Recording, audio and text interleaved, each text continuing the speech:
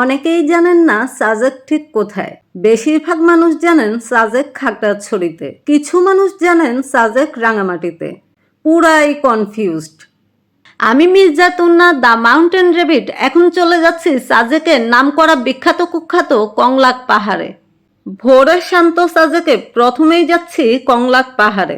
এখন আমরা কংলাক পাহাড়ের দিকে উঠছি। এই যে বিশাল পাহাড়ের উপর দিয়ে আমরা চলে যাব কংলাক পাহাড়ে। সাজেক ভ্যালির শেষ প্রান্তে অবস্থিত এই পাহাড়। এখান থেকেই মূলত সাজেকের আসল সৌন্দর্য চোখে পড়ে। পাহাড়ে উঠতে উঠতে নিঃশ্বাসটা আপনাদের বন্ধ হয়ে যাবার মতন হতে পারে। যাদের শ্বাসকষ্ট আছে তারা একটু সাবধানে থাকবেন। কংলাক পাহাড়ে উঠতে হলে কিছুটা হাঁটতে হবে, উঁচু নিচু পথ আর চারপাশে ঘন সবুজ গাছগাছালি। এগুলো পার হতে হতে একসময় যখন শীর্ষে পৌঁছেছি তখন মনে হচ্ছে পুরো আকাশ যেন আমার মাথার পাশেই ছুঁয়ে আছে।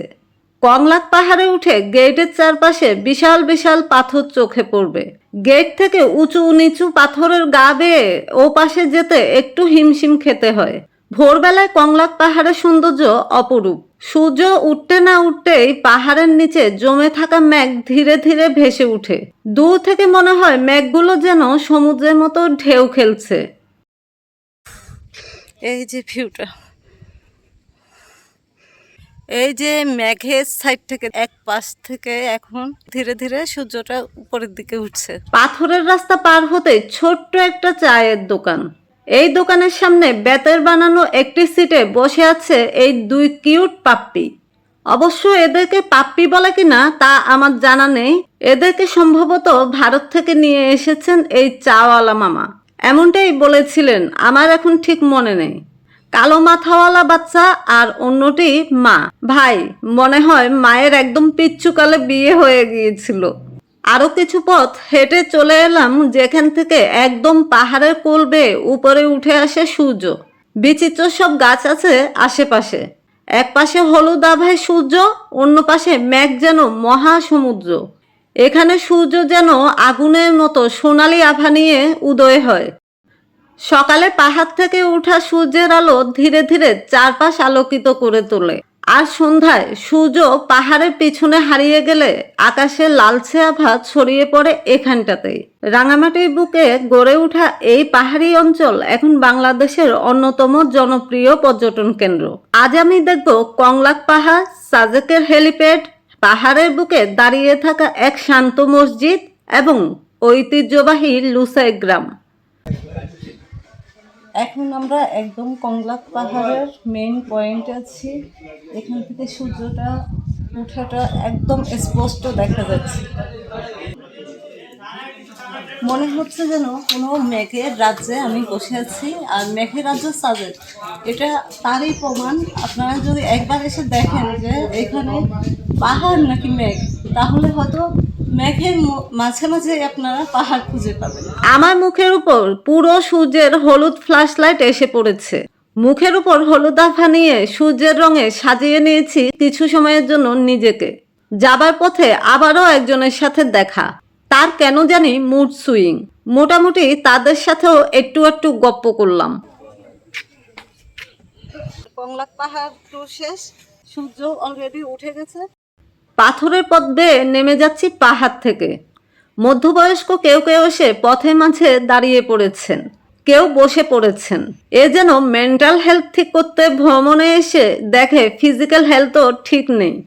ঠিক না থাকলে নেই, প্রচুর ভ্রমণ করতে হবে, এটাই 10 কথার এক কথা। কংলাকের পর হেলিপ্যাড। এখন চলে যাব সাজেকের হেলিপ্যাডে। এখানে মূলত প্লেন ওঠানামা করে। সাজেক ভ্যালির কেন্দ্রবিন্দুতে অবস্থিত এই প্রশস্ত জায়গা সেনাবাহিনীর ব্যবহারের জন্য তৈরি করা হয়েছিল, কিন্তু এখন এটি পরিপরাদের অন্যতম জনপ্রিয় দর্শনীয় স্থান। এখন দেখি প্লেন নয়, বরং মানুষ পরিপরারা নেমে এসেছে। হেলিপ্যাডে দাঁড়িয়ে চারপাশে খোলা আকাশ, দূরে পাহাড়ের সারি আর সবুজের সমারোহ সবকিছু একসাথে দেখা যায়। এখানে সূর্যোদয় ও সূর্যাস্ত দুটোই দেখা যায়। রাতে যখন আকাশ ভরে যায় তারায়, তখন হেলিপ্যাডের ঘাসের উপরে বসে আড্ডা দেন সাজেকে আসা বেশিরভাগ পর্যটকরা। হেলিপ্যাডে এচের উপরেও একটু হাঁটতে পারিনি। এখানে একটু দেয়াল ছুঁয়ে হাঁটবো, তার মধ্যে একজন বিশাল পেটু নিয়ে একদম সামনে এসে কোন দোস্তকে ডাকে আর বলে 0 পয়েন্ট যাবি কেন রে ভাই? আমি আসার আগেও তো তোমরা 0 পয়েন্ট নিয়ে আলোচনা করতে পারতে, নয়তো পরে একদম আমি আসার পর কেন নাকের ডগায় দাঁড়িয়ে 0 পয়েন্ট নিয়ে টকশো করতে হবে? যা, করলাম না দেয়াল ছুঁয়ে ভিডিও, হাঁটলাম না এইচের উপরে। সাজেক ভ্যালির আরেকটি শান্ত জায়গা হলো পাহাড়ের মসজিদ। ছোট্ট আকারের হলেও এই মসজিদটি স্থানীয় মুসলমানদের কিংবা পর্যটনের সৌন্দর্য বৃদ্ধির জন্য অনেক গুরুত্বপূর্ণ। পাহাড়ি পথ ধরে যে মসজিদ দাঁড়িয়ে আছে ঠিক এখান থেকে আজানের ধ্বনি ছড়িয়ে পড়ে পাহাড়ে পাহাড়ে। অনেক পর্যটক ভ্রমণের ক্লান্তি শেষে এখানে এসে কিছুক্ষণ বসে থাকেন বা নামাজ আদায় করেন। আমার আজকের শেষ গন্তব্য লুসাই গ্রাম। কংলাক পাহাড়, তারপর হেলিপ্যাড, এরপর পাহাড়ি মসজিদ, তারপরেই লুসাই গ্রাম। আর যদি সাজেক বাজার থেকে প্রথম কোনটি বলা যায় তাহলে প্রথমেই হলো লুসাই গ্রাম। সূর্যোদয় দেখার জন্য আগে কংলাক পাহাড়ে যেতে হয়, তাই এদিকে একের পর এক দেখতে দেখতে আসতে হয়। সাজেক বাজারের কাছেই এই গ্রামটির অবস্থান, তবে খুব বেশি এরিয়া নেই এটিতে। এখন আমরা লুসাই গ্রামে এসেছি। লুসাই গ্রামে ঢুকতে হলে এন্ট্রি ফি 30 টাকা, আর কেউ ইচ্ছা করলে ট্র্যাডিশনাল ড্রেসও নিতে পারেন, জনপ্রতি 100 টাকা করে। এখানে এখন সিজন চলছে তাই অনেক বেশি ভিড়, অফ সিজনে হয়তো কিছুটা ফাঁকা পেতে পারেন। পাহাড়ের ঢালে এই ঘরগুলো এমনভাবে তৈরি করা, এক একটি ভালোভাবে দেখতে অনেক সময় লাগবে। গ্রামে ঢুকলেই চোখে পড়ে বাঁশ ও কাঠ দিয়ে তৈরি ছোট্ট ছোট্ট ঘর। এখানে বসবাস করেন লুসাই জনগোষ্ঠী, যারা নিজেদের ঐতিহ্য ও সংস্কৃতি যুগের পর যুগ ধরে রেখেছেন। লুসাই নারীরা সাধারণত রঙিন ঐতিহ্যবাহী পোশাক পরেন, আর সেই পোশাক রেখেছেন রিসেপশনিস্টে, যাতে এখানে ঘুরতে আসা পোলাপান বুড়ো সবাই পরতে পারে। দাঁড়িয়ে কিছুক্ষণ লুসাই লুকে পরিপরাদের ডান্স দেখলাম। অসংখ্য পরিপরারা শুধু নাকের সামনে দিয়ে যাচ্ছে আর আসছে, মনে হচ্ছে কতগুলো ফুল ঘুরে বেড়াচ্ছে। ভিতরে এসে দেখি সব লুসাই হয়ে গেছে। ওই যে ফুরফুরি নগর আছে না মোটু পাটলুর, মনে হচ্ছে আমিও কোনো ফুরফুরি নগরে এসে পড়লাম। আচ্ছা, এত পরিপরার মধ্যে কোনটা মোটু, কোনটা পাটলু, কোনটা ডক্টর ঝটকা, ঘষিকারাম, সমুসাওয়ালা, কোনটা বক্সার, ডাকাত বস, অ্যাসিস্ট্যান্ট খুঁজেই পাচ্ছি না। যেদিকে যাচ্ছি ওদিক দিয়ে যাবার জন্য, ঘোরার জন্য আরো 5-7 জন লাইনে দাঁড়িয়ে থাকছে। এটা হচ্ছে লুসাই গ্রামের ছোট্ট একটা ঘর, এরকম অসংখ্য ঘর দিয়ে আসলে লুসাই গ্রামকে বানানো। আর এইদিকে থাকার মতো করা হয়েছে। তুলবো না ছবি, ভাষণও দিব না, চলে আসলাম নিচের দিকে। সাইড প্লিজ, আমাকে সাইড দাও, আমি তোমাদের আস্তানা থেকে পালাই। যাক গে, বাপরে বাপ, হেলিপ্যাডে গিয়ে এত পরিপড়া, এখানেও এত পরিপড়া যে হাঁটার রাস্তাও নেই, দাঁড়িয়ে 2 মিনিট একটু ভাষণ দিব সেই উপায়ও নেই। তোমাদের দুঃখে লুসাই গ্রাম থেকেও অমুক তমুক মন থেকে দূর করে চলে যাচ্ছি। পরিপরাদের আস্তানার থেকে কোনো মতে আসলাম তাঁত বুনন ঘরের দিকে। সামনে এমন সুতো দেয়া, যেন বোঝা যায় এখানে তাঁতের ঐতিহ্য রাখা আছে। তাঁতের ঘরে যাবার আগে এই ঘরে আসলাম, দেখি কি কি রেখেছেন। কিছু ছবি যেগুলোতে তাদের ইতিহাস ঐতিহ্য লিখে রাখা হয়েছে, পাশাপাশি বেতের কাজ করা কিছু জিনিসপত্র। এখানে অনেক কিছু লেখা, পড়তে গেলে এখানে মন্ত্রমুগ্ধ হয়ে দিন পার করে দিতে হবে। শুধু ছবি আর কাজ দেখে গেলাম।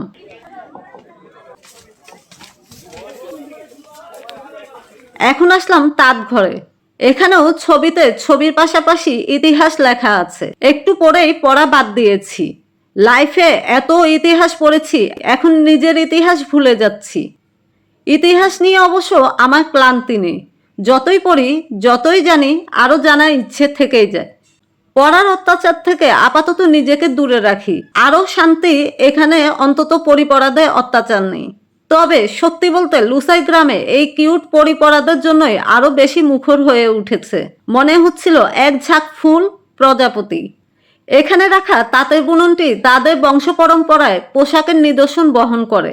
এখানে এক একটি স্যাম্পল রেখে দিয়েছে। এখন আছি আদিবাসী তাঁতপল্লী ঘরটিতে। এই ঘরটিতে আদিবাসীদের একটি স্মৃতি রাখা হয়েছে, আর এখানে একটা ছবি আছে। এখানে দেখানো হয়েছে কিভাবে আদিবাসীরা তাদের তাঁত বুনতেন। হাজার বছরের পুরনো ঐতিহ্য এই আদিবাসীদের তাঁত।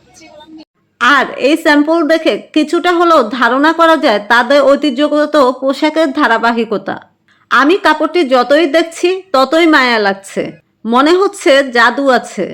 লাল পোশাকে লুসাই মেয়েকে কতটা অপরূপ লাগে তাই ভাবছি। থাক, এখানে আর বেশিক্ষণ থাকা যাবে না, তাহলে আবার এই পোশাকের প্রেমে পড়ে যাব। বের হয়ে যেতে আরেকবার সুতোর পাশে দাঁড়িয়ে চোখ বুলিয়ে নিই।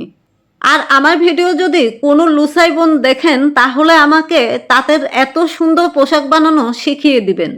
এদিকে আসতেই পেয়ে গেলাম একটি দোকান। এটা নাকি দোকানদার ছাড়া দোকান। এই যে দোকানদার বসে আছে, সত্যি এই দোকানে কোনো দোকানদার নেই। প্যাকেটের গায়ে লেখা আছে দাম। কেউ কিছু নিলে দাম অনুযায়ী টাকাটা নির্দিষ্ট বক্সে রেখে দেয়। ওয়াও, আমার ছোট্টবেলার মজার মজার সব খাবারের দোকান এখনো আমার ভীষণ প্রিয়। কোনো বাচ্চার হাতে থাকা চিপস বা অন্যান্য কিছু এখনো পর্যন্ত কেড়ে নিয়ে খাই, আর নয়তো যে বাচ্চা আমাকে দেয় না তার সাথে আমার কাটাকাটি। দোকানের বেচা কেনা শেষে বের হয়ে আরেকটু ঘুরে নিই। এন্ট্রি ফি তুলতে হবে না। ও, এখানে কিন্তু শুধু ঘুরে ফিরে দেখার মতো নয়, থাকার ঘরও আছে শুনলাম। বাহ, লুসাই গ্রাম শুধু চোখের শান্তি শরীরের ক্লান্তি দূর নিয়ে থাকবে কেন, বরং চোখের শান্তি হোক আর পথে ক্লান্তি দূর হোক। সব দেখে শেষ করা যাবে না। পাহাড়ের সৌন্দর্য আসলে দেখে শেষ করা যায় না। এইবার এখান থেকে বের হওয়ার পালা, নয়তো লেট হয়ে যাবে। লেট হলেই তো দেরি হয়ে যায়, আর দেরি হলেই ট্রেন ফেল, মানে আমাদের প্যাপু গাড়ি আমাদের রেখে সোজা চলে যাবে। আর্মি স্কোয়াড যাবার সাথে সাথে আমাদের রাস্তায় বসে থাকতে হবে। ওইদিকে কটেজে আমাদের মেয়াদ শেষ, ভুঁড়ি বোঝো হয়নি, খিদে লেগেছে সেই রকম। সব মিলিয়ে দৌড় দিলাম। গুড বাই লুসাই গ্রাম। গুড বাই লুসাই গ্রাম। এই যে খিদের দৌড়ানিতে ঠিকই দৌড়াচ্ছি, গুড বাই না জানিয়ে উপায় কি? পেটের টান তো আছে, বলে না খিদে পেলে এমনিই দৌড়াবে। সামনে গরম গরম খিচুড়ি, ডিম ভাজা আর চাটনি চলে আসছে। পেটে তীব্র আগুন জ্বলছে খিদের, তাই গপাগপ খেয়ে নিলাম। এই বাস শান্তি। ক্ষুধার রাজ্যে পৃথিবী গদ্যময়। গতকাল শুধু এক পলক দেখেছি দিনের আলোতে, আর রাতে অনেক সময় ধরে আমরা জেগেছিলাম। ঘুমাতে ঘুমাতে 3টা থেকে 4টা বেজে গেছে। সারা রাত এখানে গান বাজনা বাজতে থাকে। এখন বসে একটু দোলনায় দুলু দুলু করি। আমি দূর পাহাড় দেখছি, যেখানে আমি একটা বাড়ি করতে চাই। সব পরিকল্পনা শেষ, এখন শুধু টাকার দরকার। টাকা হলেই ওখানে একটা বাড়ি বানিয়ে ফেলবো। পরিকল্পনা শেষ করে চলে এলাম এখানকার সবগুলোতে, যেগুলোতে আসলে আমি আসি সবুজ বাতি হয়ে আর ফিরে যাই লাল বাতি হয়ে। আমার ফকির হবার একটা কারণের মধ্যে অন্যতম কারণ এই শপিং, আরেকটা কারণ হলো খাই খাই স্বভাব। যতগুলো জিনিস কাপড় কিনবো ব্যবহার তো করি না, ওদিকে যত খাবার কিনবো 3 ভাগের 1 ভাগ খাই। আরেকটা বড় কারণ হলো 2 দিন পর পর দুনিয়া দেখার শখ হয়, আর অমনি পকেট থেকে সব মামারা ফ্রুত। যাক, খাওয়া শেষ, শপিং শেষ, ঘোরা শেষ, এখন বের হব। শুনি আমি যেখানে বাড়ি করব ওখানেই নাকি 2 মামারা তাদের দলবল নিয়ে মারামারি লেগেছে।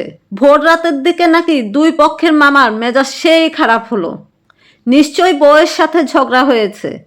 বউরাই তাদের জামাইদের জায়গা জমি নিয়ে বিরোধ করতে উস্কানি দিয়েছে। এদিকে আমাদের প্লেনের ড্রাইভার মামা কল দিয়ে বললেন চলে আসেন, আমরা আমাদের প্লেন উড়াতে পারবো আকাশে। এসে শুনি আমি ফাইসা গেছি মাইনকা চিপায়। টাকডুম টাকডুম করে নাচা গানার পর এবার পড়ে গেছি মাইনকা চিপায়।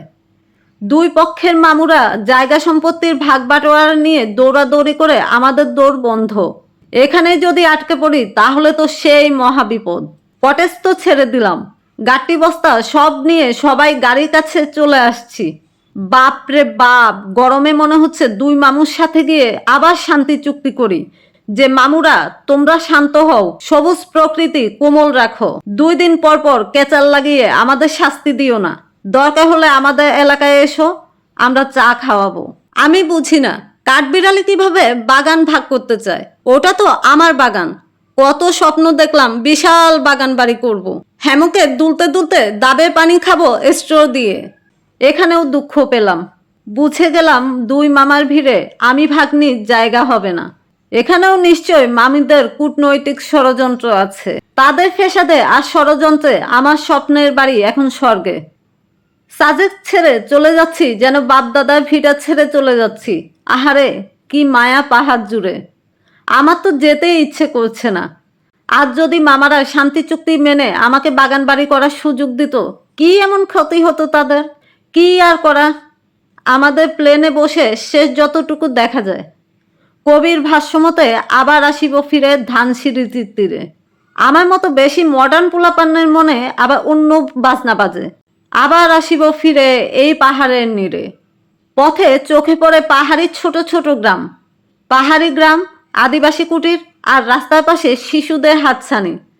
এখানকার ছোট ছোট বাচ্চারা অপেক্ষায় থাকে ঠিক এই দুই সময়ের জন্য, যেন তারা গাড়িতে থাকা আলট্রা প্রো বেকুবগুলোরে টাটা বাই বাই দিতে পারে। খেয়াল করলাম টাটা ব্যাক না দিলে তাদের একটু মন খারাপ হয়। মামাদের অশান্তি ভুলে গেলাম এত সুন্দর সুন্দর বাচ্চাগুলোকে দেখে। চারদিকে সবুজ আর সবুজ, তীব্র রোদ আর চারদিকের বাতাস। এত গহীন পাহাড়ে হঠাৎ যদি কোনো বাড়ি দেখি সত্যিই বিস্ময় লাগে। কত বৈচিত্র্যময় তাদের জীবন। এখানে চেকপোস্টে আবার গাড়ি থামলো, আর এখানকার ছোট বাচ্চা হতে শুরু করে তরুণী, মধ্যবয়স্ক, পুরুষ, নারীরা ছুটে আসেন পাহাড়ে তাদের উৎপাদিত ফল তরকারি নিয়ে। বিশেষ করে আনারস, শশা, তেঁতুল, জাম্বুরা, কলা, আখ, পাহাড়ি বাদাম, হলুদ সহ আরও সিজনাল ফল, মশলা ও কিছু তরকারি। এগুলো দেখে আমার আবার শোক ভেসে আসছে। মনে পড়ে গেল মামারা কিভাবে আমাকে থাকতে দিল না আমার শখের বাগান বাড়িতে।